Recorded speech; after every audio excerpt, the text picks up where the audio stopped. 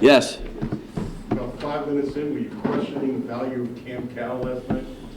No, we were really rusty, and when you watch the tape, it's amazing how they revert back to when there's any kind of it's game slippage or they get tired. The biggest thing they must learn, and they just haven't yet, is every team that comes in has unbelievable energy to start the game. And we just don't seem to think that matters. So you're down 10-0, 12-2, 8-0. Now maybe I got to start different people that understand it. But this is like every game now. And it's the same reason. They outrun us. They outwork us. They're more alert to play than we are. And then we kind of kick it in and, okay, but I told them after the game, against a really good team, you're down 20, and you're not coming back. You'll get it to 8 or 10, and then they'll push it to 16, and then you'll get it to 6, and you'll lose by 12. That's what's going to happen against a good team. So you thought about changing the lineup? Yeah, but right now I look at it and say, hey, let me ride this a little bit because we're basically playing Alex and Dominic, and really proud of Dakari. Dakari gave us great minutes. Just got to make free throws. I told him you can't be a guy who can't make any free throws, because if the game is in the balance at all, 8-point game, and I put him in, what do you think? 7 minutes left, 8 minutes left. Just foul him.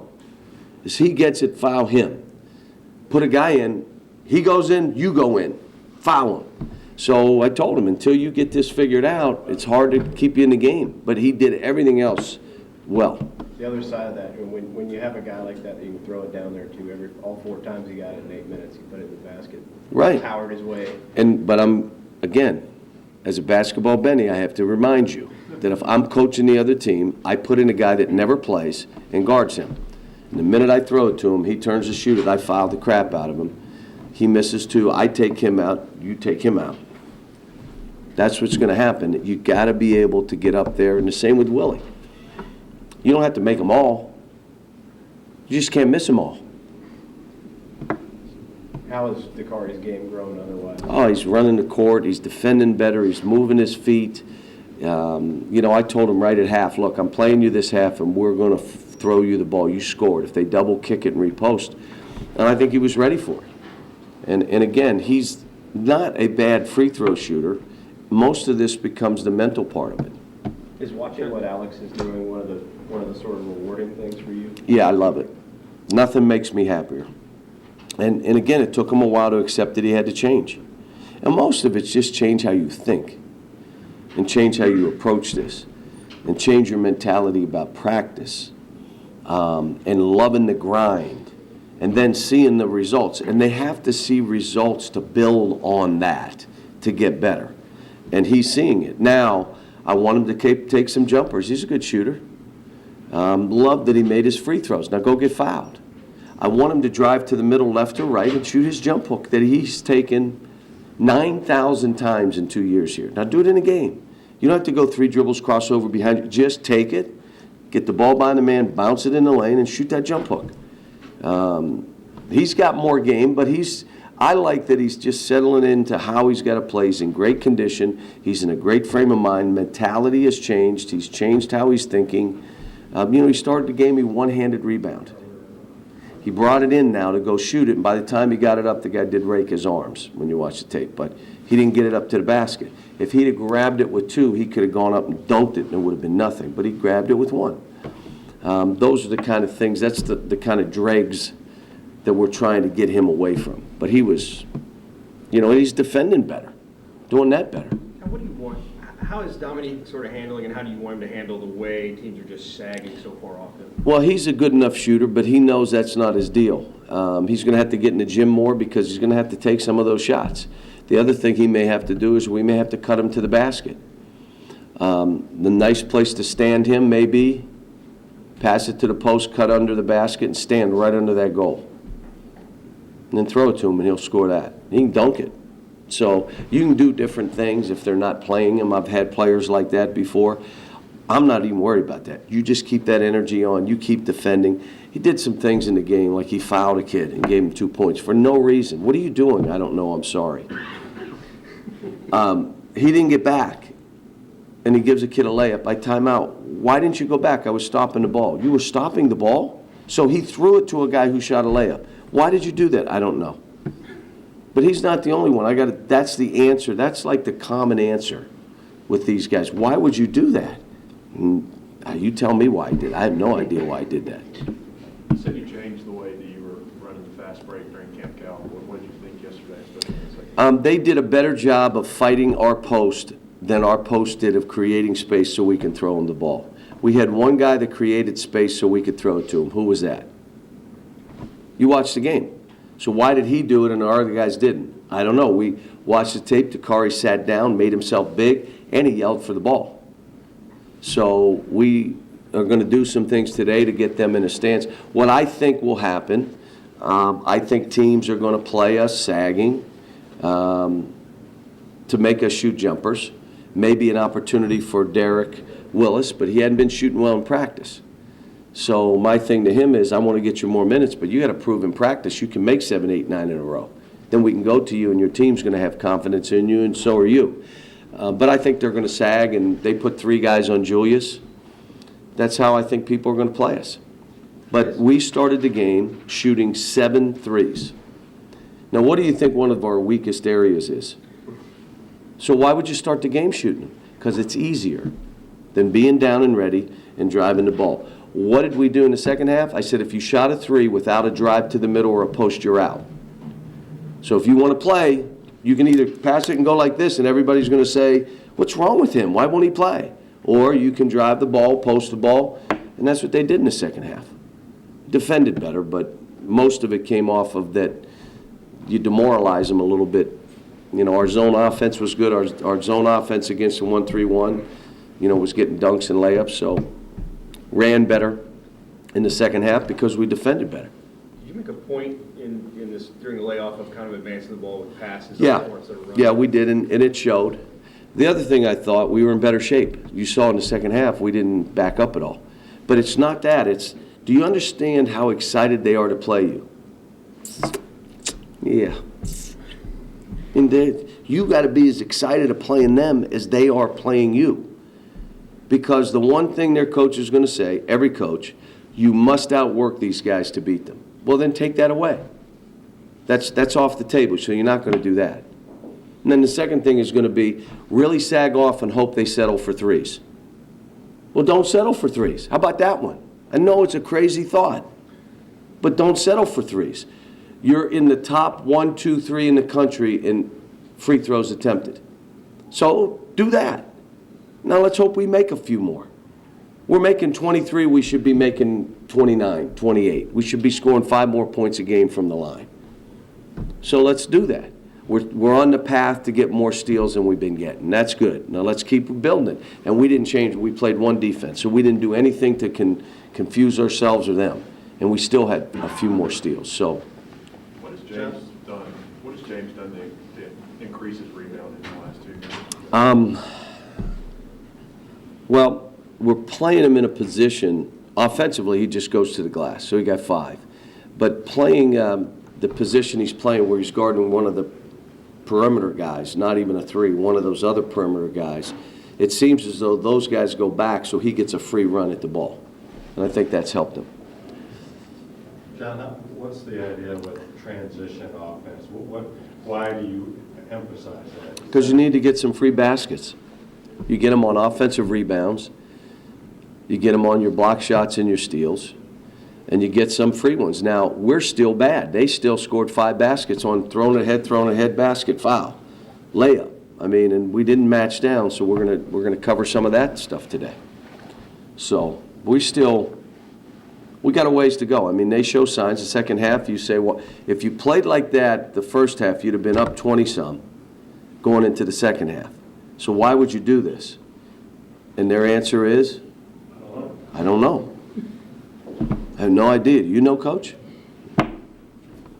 Council, tough run right now for Vanderbilt. I think they're down to 7 scholarship players. Just Stop. score. I had 7 last year. Don't want to hear it. Could care less. No, everybody felt sorry for us when we had 7. You here you go, take another young team down there with the bench configuration and all that stuff. Do you say anything to them about that, or? We will. They have to talk more, and we're going to talk about it today, some things. If they're not talking to each other and they're not relaying calls, we'll make them run. But the reality of it is the game's going to start. That team's going to be inspired to play us at home on national television. Are you inspired to play them? Or does it not really matter to you? You know, again, I think Florida State said it best. In the first half, they played for me. In the second half, we played for us. And that's what happened. That's why we won the game. First half, we were all about playing for our own self. What do you need to do for the team to play well? And I just keep coming back to that, to this team. I'm asking you to do these 3 or 4 things. Why not do them? Your team needs you to do these 3. Can you do them? Yeah. Well, if you don't, you're coming out. And I did a lot of subbing because of that yesterday. Out. Next guy. I'm not going to keep telling you. Just sit out. So, you know, we got a ways to go. But, again, you see all these funky scores. Crazy scores happen. And you start in league play. You go on the road. Stuff happens. I mean, it's hard to win on the road. It's hard to win in your league. Everybody knows each other. Georgia going to Missouri. How about Arkansas and Texas A&M? Texas A&M been struggling and come back, and Arkansas's whatever they were, 11-1 or hadn't lost games, and go there and they get them good. I mean, it's just crazy. And it's not just our league. It's every league. You look around and you're saying, what is going on? It's just what it's like. What's Bradley doing? He's good. He's good. They kept him an extra day, and I spent some time with him last night, and so he comes home today. Thank you, folks.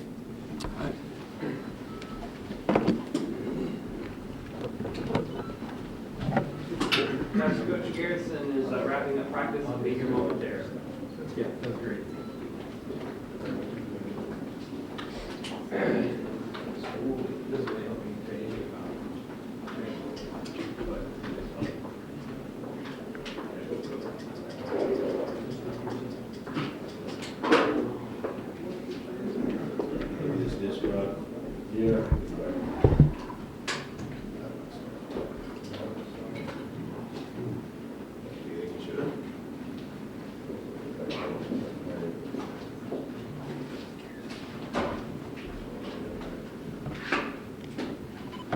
Hey, have you got notes in the media room?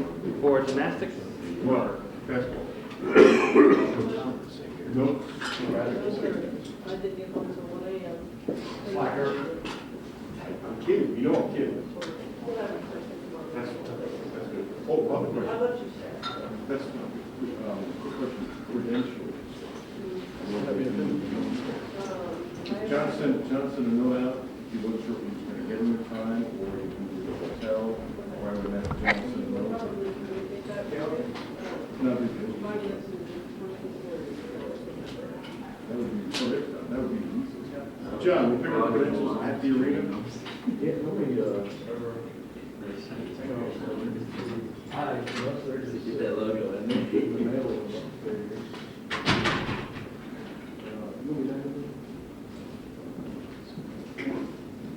Shall we wait for your return? Okay. Thank you, that's it. I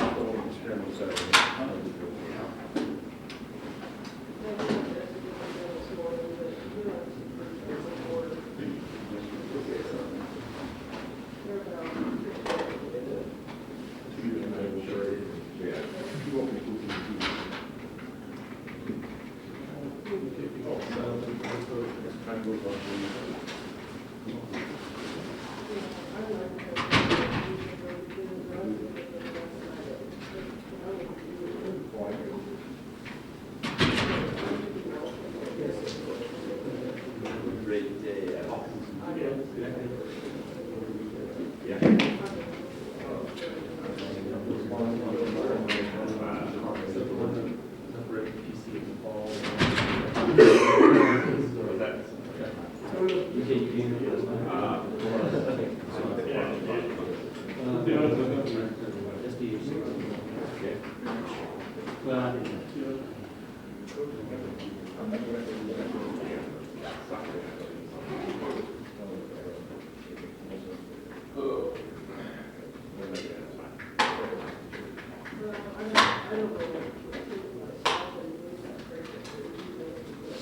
know.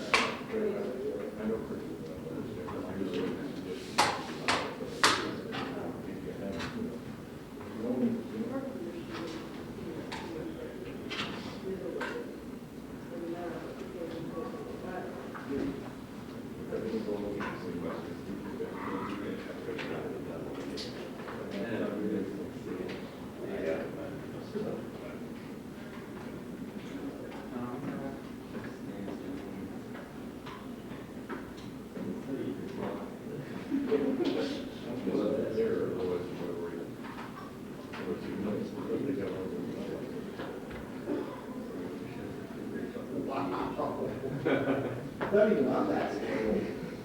Not even on that scale. He might have gone all the way up there to find out if they would change it to. Although it's here, it's for RG3 and nothing to do with hiring a group, not that you should, but it's become controllers. No, you know what we're doing in a lot of cities now? When Caldwell interviews with Detroit, you get analyzed every task and staff is taken all year, and then it's sat down with staff. That's the Rock Hotel. Which is like you. Oh, okay, which hotel?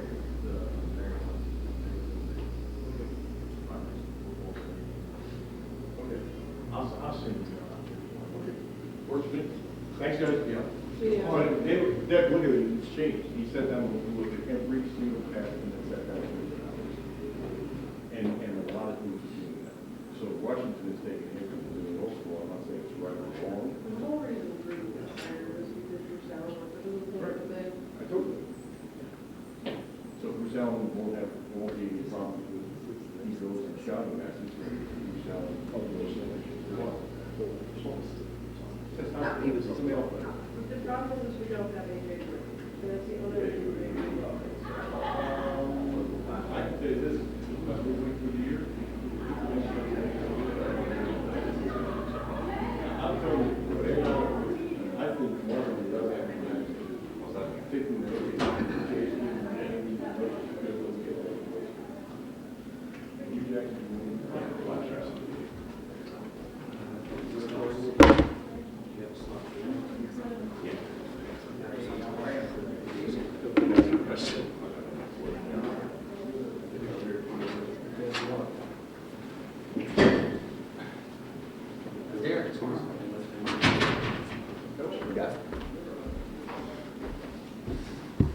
First, I'd like to thank all of you for coming today. You want to go ahead with opening statement, talk about tomorrow's exciting night meet? Tomorrow's Excite Night. It's the first meet of the year, and we're obviously very excited about the opportunity to get out here and compete because we've been training for going on 4 months now. So the girls are kind of chomping at the bit to get going, and we're definitely prepared. And tomorrow we'll find out how ready we are. Expecting a big crowd. I mean, what kind of against 3 good teams, and what kind of learning experience can this be for your team? You know, I think the first meet of the year is always a learning experience. It's a learning experience for them, and it's a learning experience for us. We're going to, even though we have a lot of returners from last year's team, we still are playing around with some lineups and changing some things around. It'll be very fluid, even through the warm-up tomorrow. So we're going to learn a lot. They're going to learn a lot, and it'll make us better in the following weekend. You mentioned that you're making changes sort of on the fly right now. How are you making those decisions, and what is it going to look like tomorrow? It's strictly based on performance. So, and they've been training for an awful long time, and some of them are hitting right now on all cylinders, and others of them are maybe stubbing their toe a little bit, and the ones that are doing that are going to be coming out, and the ones that are hitting on all cylinders will go in.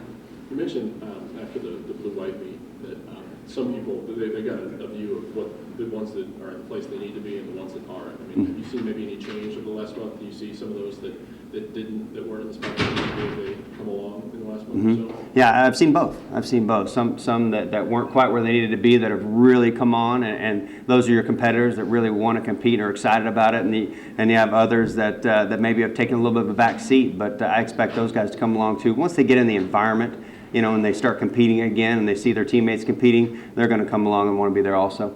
Last time I talked to you was just a couple days after the news you got about Alexis, Mm-hmm. and you mentioned being happy with how the team responded. Maybe even since then, have you been happy with how they've responded to that? Sure. Yeah, absolutely. The one thing about Lex, though, Alexis Gross, who was lost to a season-ending injury, is that she was an emotional leader, and I'm looking for her to try to find her groove and be that emotional leader, even though she's not competing. And that's something that I think is going to take experience. That's going to take her being on the floor in a competition and just find her way, because she's would get right in their face before they would compete and talk to them and get them inspired. And then when she would go, they would do the same for her. It'll be interesting to see how that role develops for her without actually competing. Maybe looking at everything from competition to how they react to things, what are you hoping for tomorrow? What are you expecting? Consistency. And I really want, that's what I was just telling the athletes just a few minutes ago, is I want them to find an identity. I want them to be an excited group. I want them to be a tough group. I want them to be fighters. That's what I want. I want them to be scrappy. I want them to come out of the meet tomorrow knowing that if something happens and there's a slip up here and there, the next 5 are going to take care of it, and they're going to make their routines. What about the fans? What do you hope that they leave Memorial tomorrow saying themselves? More of the same, man. That's another thing that I ask the athletes to do is develop an identity, not only for themselves, but for the fan base. I want them to be excited. And even if someone has a slip up here and there, I want that fan to come back because they saw that athlete, how they reacted after, and the anticipation of the next time when they're going to hit it. You such a great year last year, and then you didn't really finish the way that you wanted it to. You get a sense going into it there's motivation with this team to, to finish the way you want to, have a good year, but also to cross that finish line a little bit better? I hope so. And you know what? And actually, the regional meet was pretty good for us. It was the SEC competition that really sticks in my mind, and still bothers me to this day. I think that that's one place that we really want to improve. We want to go out and compete against those other 7 teams and do a lot better job than we did last year at SECs. I think regional meet was a pretty decent meet for us to wrap up the season. We're hoping for more. We're hoping to qualify to the national championship this year. That's always our goal. It'll be interesting to see how the team develops with the fluidity of the lineups right now. We want to solidify that at least by the halfway point of the season and moving forward. And also we have other people that are coming back. Sarah Shipley, who had a little issue this past summer. She had a surgery, and she's coming back hopefully in late February, early March, and we'll be able to get her back in the lineup too. So we'll be increasing our depth. We have some walk-ons that are getting better also, that we hopefully we'll be able to stick in lineups and increase our depth that way as well.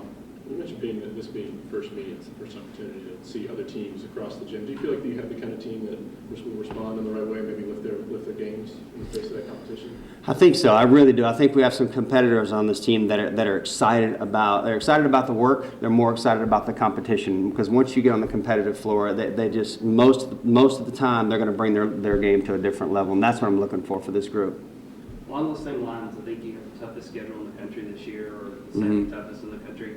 Can you just talk a little bit about that and going into it? I know gymnastics is different than men's basketball or football or whatever. Does that kind of worry you some, or is it more let's do what we do and see where we stack up kind of thing? Yeah, it doesn't really concern me, mainly because we compete in the SEC anyway. So the other seven teams in this conference are outstanding. So we're going against those guys every year regardless. But it's not like we're football or basketball where a win-loss record. No, trust me, I want to win worse than anything. I don't like losing. That's not my makeup. But at the same time, we're competing against tough competition. We're getting better every weekend, and we're really building this team for the future. And part of this group right here is going to be there when I think that comes to fruition. So we want to go against tough competition every weekend. And by the way, the top 12, we're ranked second in one poll, but in the top 25, we have the toughest schedule. It's pretty tough. Yeah. 100 got a score of 100. The next closest team was 87. Anything else? All right, thank you. All right. Derek, I like your commercial, man. I saw it the other day. That was pretty sweet.